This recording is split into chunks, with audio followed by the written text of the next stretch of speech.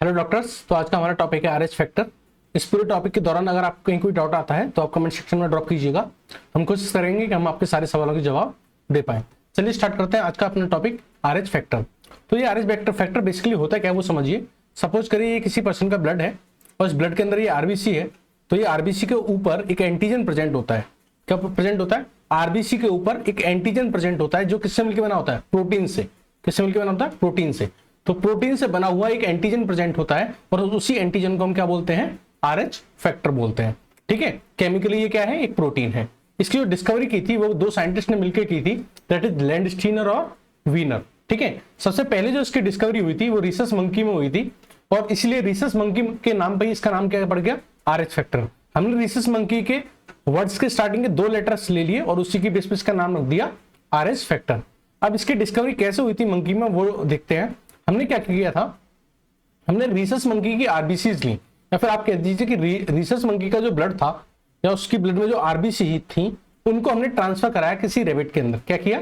Rabbit के अंदर transfer कराया। देखिए इससे क्या होगा, जो रिसस मंकी की आरबीसी है, ये मान लीजिए कोई रिसस मंकी की आरबीसी है, ठीक है, ये रिसस मंकी की आरबीसी है, तो इसमें क्या प्रेजेंट होंगे?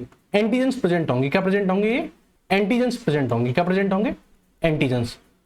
अब देखो एंटीजेंस क्या होते हैं? एंटीजेंस वो सब्सटेंसेस होते हैं, सब्सटेंस होते हैं जो इनिशिएट करते हैं किसको? Which initiate immune system, which initiate immune system to form antibody. तो एंटीजन वो सब्सटेंस होते हैं जो हमारे इम्यून सिस्टम को इनिशिएट करते हैं किसके लिए? एंटीबॉडी बनाने के लिए। किसके लिए? एंटीबॉडी बनाने के लिए। तो जब इस रिसस मंकी की आरबीसी इस रैबिट के अंदर जाएंगी तो जो रैबिट क्या करेगा? इन एंटीजेंस को रिकॉग्नाइज करेगा। जो रैबिट का ब्लड है वो ये जो आरबीसी है इनके ऊपर ये जो एंटीजन है इन एंटीजन को रिकॉग्नाइज करेगा और इन एंटीजेंस के अगेंस्ट क्या बनाएगा? Anti serum. एंटी सीरम मतलब एंटीबॉडीज बनाएगा। क्या बनाएगा? एंटीबॉडीज बनाएगा। तो ये एंटीबॉडीज किसके अगेंस्ट बनी है? ये एंटीबॉडीज उन एंटीजेंस के अगेंस्ट बनी है जो रिसस मंकी की आरबीसी से आए हैं। बात समझ में आ रही है इतना? ठीक है, अब क्या करेंगे, इस रैबिट से इस एंटीबॉडीज को लेके या फिर एंटी सीरम को लेके हम वापस किसके अंदर डाल देंगे? रिसस मंकी के अंदर डाल देंगे। अब देखो इससे क्या होगा, ये जो एंटीबॉडी बनी थी ये किसके अगेंस्ट बनी थी? उन एंटीजेंस के अगेंस्ट बनी थी जो कहां थे? On rhesus monkey RBC. जो रिसस मंकी की आरबीसी पे जो एंटीजेंस थे उनके अगेंस्ट बनी थी ये एंटीबॉडीज। तो ये एंटीबॉडीज को जब हम वापस डालेंगे रिसस मंकी के अंदर तो ये रिसस मंकी की जो आरबीसी थी उन सबको डिस्ट्रॉय कर देगी। क्या कर देगी? डिस्ट्रॉय कर देगी, एग्लूटिनेट कर देगी। क्यों डिस्ट्रॉय कर देगी? क्योंकि रिसस मंकी की जो आरबीसी थी उसमें प्रेजेंट होंगे एंटीजेंस, ठीक है, और उसके अगेंस्ट एंटीबॉडी ये बन गई है और ये एंटीबॉडीज जाके किस पे अटैक कर देंगी? इन एंटीजेंस पे अटैक कर देंगी, इन आरबीसी पे अटैक कर देंगी और 100% आरबीसी इस रिसस मंकी की जो कंप्लीट आरबीसी है उन सबको क्या कर देंगी? डिस्ट्रॉय कर देंगी। ठीक है, चलिए हमने इसी सेम एंटी सीरम को, इसी सेम एंटीबॉडीज को हमने व्हाइट ह्यूमन पॉपुलेशन के अंदर डाला। किसके अंदर डाला? व्हाइट ह्यूमन पॉपुलेशन के अंदर डाला। ठीक है, यानी जो व्हाइट ह्यूमन पॉपुलेशन है यानी अमेरिका की पॉपुलेशन है मान लीजिए उसके अंदर डाल दिया। तो जब हमने व्हाइट ह्यूमन पॉपुलेशन के अंदर सेम एंटी सीरम को डाला तो हमको पता चला कि जो 85% लोग थे उनकी कंप्लीट आरबीसी, उनकी 100% आरबीसी जो थी वो एग्लूटिनेट कर गई यानी डिस्ट्रॉय हो गई, जबकि 15% जो लोग थे उनकी आरबीसी पे कोई इफेक्ट नहीं पड़ा। यानी इस सेम एंटी सीरम को जो रैबिट के अंदर बना हुआ है in the response of antigen that is present on the RBC of rhesus monkey, उस एंटी सीरम को जब हमने व्हाइट ह्यूमन पॉपुलेशन में डाला है तो 85% जो लोग थे उनकी कंप्लीट आरबीसी डिस्ट्रॉय हो गई, जबकि 15% लोग थे उनके ऊपर कोई भी इफेक्ट नहीं पड़ा। देखो इससे क्या समझ में आता है? इससे हमें यह समझ में आता है कि देखो यहां भी आरबीसी एग्लूटिनेट हुई है 100% और रिसस मंकी के अंदर भी एग्लूटिनेट हुई थी। इसका मतलब क्या है कि कुछ तो कॉमन है, कुछ रिसस मंकी में और ह्यूमंस के अंदर ऐसा कॉमन है जिसकी वजह से उस सेम प्लाज्मा की वजह से या उस सेम एंटी सीरम की वजह से दोनों के अंदर क्या हुई है? आरबीसी जो हुई है वो क्या हुई है? एग्लूटिनेट हुई है। ठीक है, तो वो जो सेम चीज है वो एंटीजन है और उस एंटीजन का नाम है आरएच एंटीजन। वो आरएच एंटीजन मंकी के अंदर भी पाया जा रहा था और ह्यूमंस के अंदर भी पाया जा रहा था और वो सेम था। इसलिए जिस तरीके से जो मंकी की आरबीसी डिस्ट्रॉय हुई थी उसी तरीके से ह्यूमंस की आरबीसी भी क्या हो गई? डिस्ट्रॉय हो गई।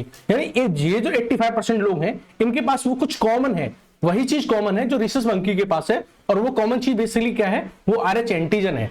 ठीक है, तो ऐसे लोग जो 85% जो लोग थे RH पॉजिटिव थे, इनके पास RH एंटीजन था, और इसलिए इनकी क्या हुई, 100% RBC एग्लूटिनेट हो गई। बात समझ में आ गई। ये जो 15% लोग थे जिन्होंने कोई रिएक्शन नहीं दी इस एंटी सीरम को, इसका मतलब ये हुआ कि इन लोगों के पास वो एंटीजन नहीं प्रेजेंट है जो रिसस मंकी के पास प्रेजेंट था, और जिसकी वजह से इनकी आरबीसी पे कोई इफेक्ट नहीं पड़ा। ऐसे लोगों को हम कहेंगे, क्या कहेंगे, RH नेगेटिव कहेंगे। बात समझ में आ गई। तो व्हाइट पॉपुलेशन में 85% ने क्या फाउंड किया, RH पॉजिटिव फाउंड किया, while in 15% we found RH negative. Okay, चलिए अब थोड़ा और डिटेल में बात करते हैं इस RH एंटीजन के बारे में। तो ये जो RH एंटीजन होता है बेसिकली ये ग्रेटर देन 50 टाइप का होता है। RH एंटीजन जैसे मान लीजिए ये आपकी RBC है, ये RBC है, ये RBC है, और इस पे जो RH एंटीजन प्रेजेंट है वो एक तरह का नहीं है, ग्रेटर देन 50 टाइप का है। ठीक है, 50 टाइप के RH एंटीजन प्रेजेंट है मान लीजिए यहाँ पे। ठीक है, तो ग्रेटर देन 50 टाइप के RH एंटीजन प्रेजेंट होते हैं RBC की सरफेस पे, लेकिन जिसमें से 5 ही इंपॉर्टेंट होते हैं, एंड वो 5 हैं capital D, capital C small c and capital E small e। दो स्मॉल d कुछ नहीं होता है। स्मॉल d का बेसिकली मतलब ये होगा कि इट इज एब्सेंट। अगर D एंटीजन एब्सेंट होता है that is small d, but small d को मेंशन नहीं करते हैं। अगर ठीक है, तो हमने आपको बताया कि 50 से ज्यादा तरह के एंटीजन होते हैं, RH एंटीजन होते हैं, जिसमें से 5 ही इंपॉर्टेंट होते हैं, D, capital C, small c, capital E और स्मॉल e। और बेसिकली ये सारे क्या होते हैं, प्रोटीन्स होती हैं। ये इस तरीके से प्रेजेंट होंगी। ठीक है, यहाँ पे आप देख सकते हैं D, capital C, small c, capital E, small e। अब जो इसमें से जो D वाला है ये सबसे ज्यादा एंटीजेनिक होता है ह्यूमंस में, यानी सबसे ज्यादा एंटीजेनिक होने का मतलब ये है कि यही क्या करता है, सबसे ज्यादा स्टिमुलेट करता है हमारे इम्यून सिस्टम को to produce antibody against it.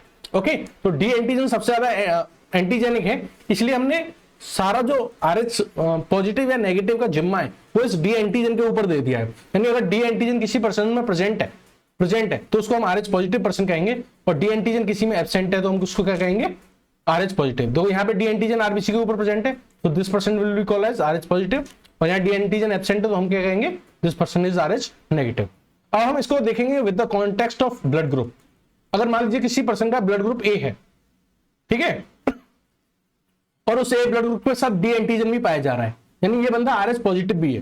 ठीक है, तो ये तो ये A एंटीजन क्या शो करेगा कि बंदे का ब्लड ग्रुप क्या है, A है, और D एंटीजन क्या शो करेगा कि ये RH क्या है, पॉजिटिव है। तो हम इसको मिला के बोलते हैं कि this person is A positive. Similarly अगर किसी के पास B एंटीजन है और D एंटीजन है, दोनों है, तो ये क्या कहलाएगा, B पॉजिटिव। या पॉजिटिव क्या शो कर रहा है, presence of RH antigen, presence of RH antigen. किसी के पास दोनों एंटीजन है, A और B, और D एंटीजन भी है साथ के साथ, तो हम कहेंगे this person is AB positive. ठीक है, और किसी के पास A और B दोनों एंटीजन नहीं है, सिर्फ D एंटीजन है, तो हम इसको कहेंगे O पॉजिटिव। लेकिन मान लीजिए कि A ब्लड ग्रुप है और D एंटीजन नहीं है, we will call A negative, या negative science of absence of RH antigen, absence of RH antigen. Okay, B negative क्या शो करेगा कि B एंटीजन है और D एंटीजन हमारे पास नहीं है। ठीक है, AB नेगेटिव यानी A एंटीजन है, B एंटीजन है, बट जो D एंटीजन था ये वाला, ये नहीं प्रेजेंट है। O नेगेटिव क्या कहेगा कि दोनों ही सॉरी दोनों ही A और B एंटीजन नहीं प्रेजेंट है, और D एंटीजन भी नहीं प्रेजेंट है, कोई भी एंटीजन प्रेजेंट नहीं है, सिर्फ H एंटीजन है, तो हम क्या कहेंगे, O negative blood group. Okay, H antigen क्या होता है, ब्लड ग्रुप जो पढ़ा है टॉपिक, उसमें जाके आप देखिएगा। ठीक है, अब एक टॉपिक है कि जो हमारा RH ब्लड ग्रुप सिस्टम होता है वो AB ब्लड ग्रुप सिस्टम से कैसे डिफरेंट है।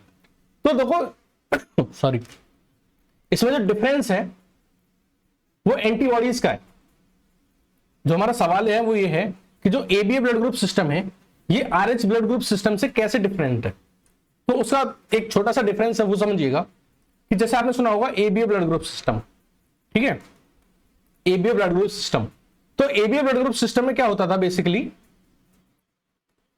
जब हम AB ब्लड ग्रुप सिस्टम पढ़ते थे तो उसमें क्या होता था कि मान लीजिए किसी पर्सन के अंदर A ब्लड ग्रुप है और उसके अंदर A एंटीजन है, तो उसके पास क्या होगी, एंटी B एंटीबॉडी होंगी।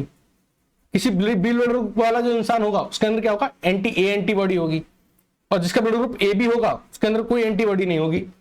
और जो O ब्लड ग्रुप वाला इंसान था जिसके अंदर कोई एंटीबॉडी नहीं थी, कोई भी एंटीजन नहीं था, उसके अंदर दोनों एंटीबॉडी होती है, एंटी A भी होती है और एंटी B भी होती है।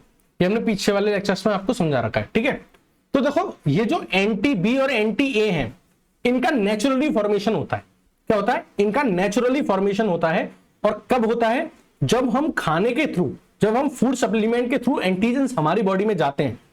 जैसे मान लीजिए हमारा ब्लड ग्रुप ए है, ये मैंने डिटेल में पहले पढ़ा रखा है बट आप फिर भी ध्यान से सुन लीजिए। मान लीजिए किसी का ब्लड ग्रुप ए है, ठीक है, और वो खाने में खाता है, वो खाना खाता है, और जब वो खाना खाता है तो उसके अंदर ए एंटीजन भी जाता है, बी एंटीजन भी जाता है। अब ये जो जिसका ब्लड ग्रुप ए है वो कभी भी एंटी ए नहीं बना सकता, एंटी ए नहीं बना सकता, लेकिन एंटी बी बना सकता है। क्या बना सकता है, एंटी बी बना सकता है। तो इस तरीके से इसके अंदर एंटी बी प्रोड्यूस हो जाती है in the response of food he intake, क्योंकि उस फूड में क्या होते हैं, एंटीजेंस प्रेजेंट होते हैं।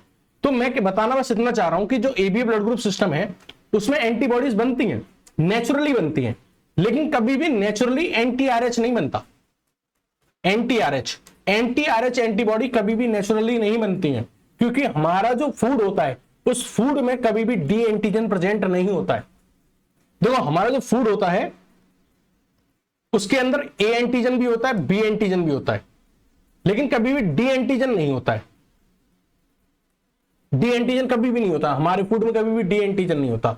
यही रीजन है कि नेचुरली एंटी ए का फॉर्मेशन हो जाता है, एंटी बी का फॉर्मेशन हो जाता है, लेकिन कभी भी नेचुरली एंटी डी का फॉर्मेशन नहीं होता, या फिर आप कह दीजिए एंटी आरएच का फॉर्मेशन कभी भी नहीं होता।